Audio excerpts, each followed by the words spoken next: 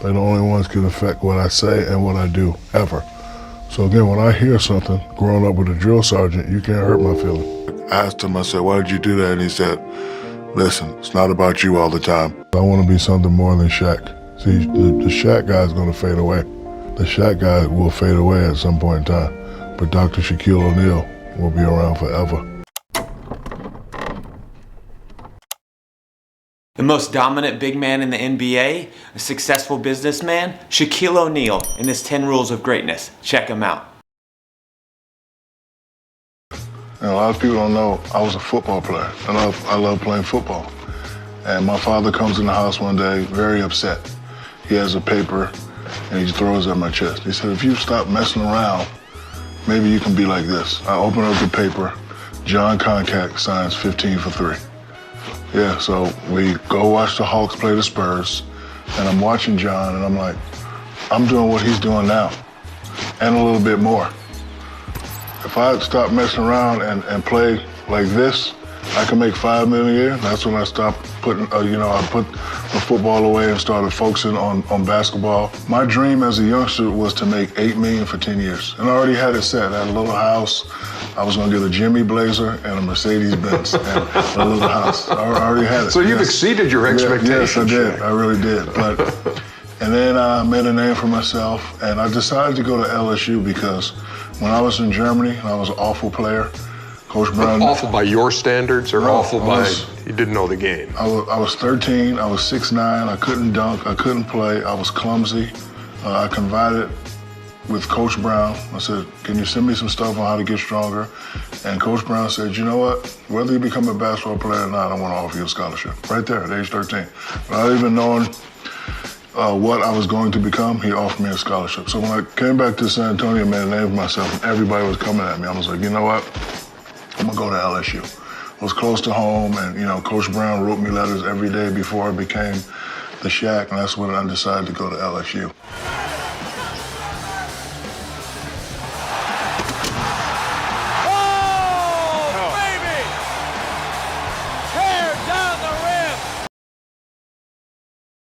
Muhammad Ali said, you could tell a lot about a man how he treats the janitor.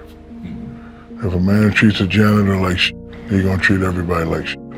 So after that, I was like, you know what, I need to just stay cool, because all this could be taken away, especially if you make crazy decisions. So, my thing is to take care of my family, lead by example for people like us, people who want to follow in our footsteps. Criticism to me is a double-edged sword.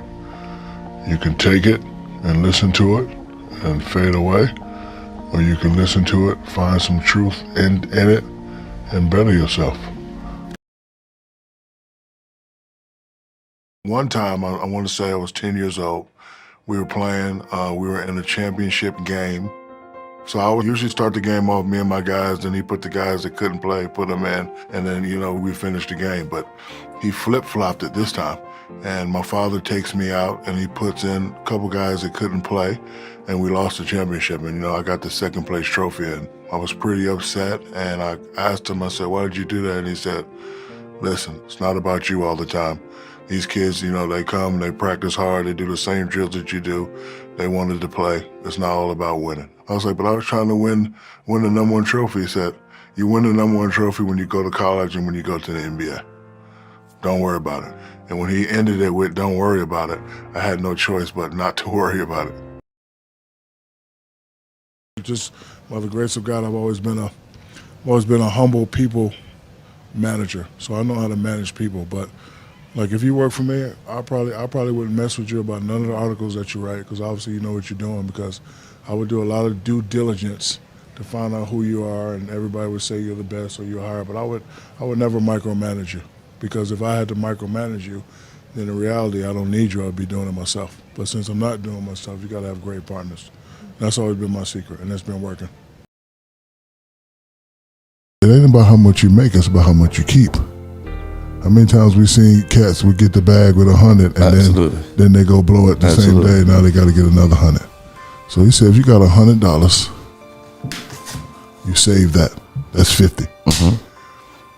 He said, rich people will say, okay, I'm saving 50 and I'm doing that. But he said the wealthy does this. You save that. This, ball out. House, chain, car, whatever you want. But 75. save it, yeah. That's what he said. So from here on out, I'm no longer saving 30% of my money. I'm stepping it up to 75 because I'm trying to be wealthy. That when I was 95, and I did that, and I didn't spend my first NBA check until I started having families, because I was making so much money and I wasn't that educated. So I was like, I don't want to spend it. I know that. O'Neal runs the floor, takes it all the way. Well, that blew my theory there because the Heat came down and threw up another quick shot. And I tell kids the same thing. Listen to your mother and father. I wasn't the smartest guy in the room, wasn't the brightest guy in the room, but I listened to my mother and father.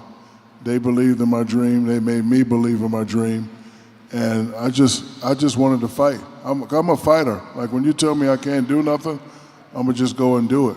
So when I first got to LA, nobody could be as famous as Magic and Kareem. You'll never win and all that. And I'm saying, okay, you're a nobody. I'm a somebody. I ain't trying to hear all that. And you just keep fighting. So the first 4 years, me and Kobe, we got swept. We didn't give up, we just kept going. And then we won 3 in a row, I got traded. You all know the story, but again, it doesn't matter what anybody tell you, it's what you believe.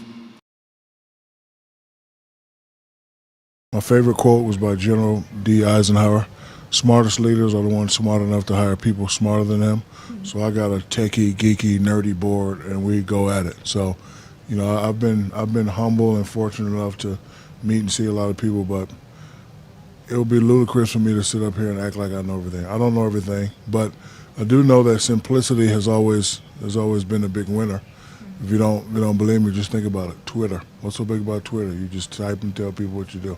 What's so big about Facebook and Instagram? All you're doing is taking pictures. What's so big about Tout? All we do is visually saying what we're doing. So it's the simpler the better. So, the people that come in with the simple things and the things that are trying to help and inspire people, that's what we're going to be looking at. But I will never sit like I know it all, like I'm an expert. I'm really big on partnerships, and I got great partners. Just added another dream, to be able to watch my sons make it to where I made it. And my son, I think, is a pretty good basketball player because I don't put pressure on him. Same thing my father did with me. Like, my father always preached basketball, but he preached education even harder. If I come home with a D, Ernie, I'm in trouble. Yeah. I got to shine shoes, I got to mop, I got to paint, I got to cut everybody's grass in the neighborhood. Like, yeah, he didn't play that. So he always stressed education. So I always tell my kids, you don't have to play. I played, we did that. But you got to get 2 degrees.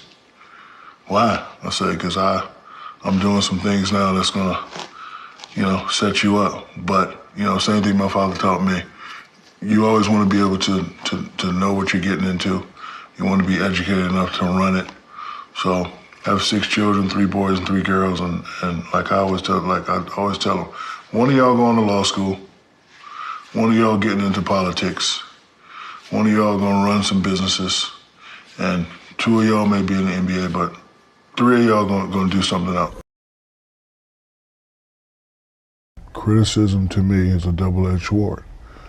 You can take it and listen to it and fade away, or you can listen to it, find some truth in it, and better yourself. But I only take real criticism from my panel. Mother, father, Dale Brown, Mike Parrish, Jerome Crawford, Colin Smeaton, and Perry Rogers. That's my panel. They're the only ones can affect what I say and what I do, ever. So again, when I hear something, growing up with a drill sergeant, you can't hurt my feelings. No word can hurt my feelings. I've been in San Antonio, Baton Rouge, Germany, so there's no word you can say to hurt my feelings. So I'm programmed to go, all right, you're doing too many rap albums. You got swept three rounds in a row for the last 3 years. All right, fall back on the rap. Just fall back on that and let's see what you can do. Oh, championship, boom. fall back on the rap again. Another championship, boom, we fall back on the rap and the movies and the commercials. All right, 3 in a row. So rather than go, oh, no, you listen sometimes to what the people are saying, especially if it's people you respect. When you love something and you respect it, you can always do well at it.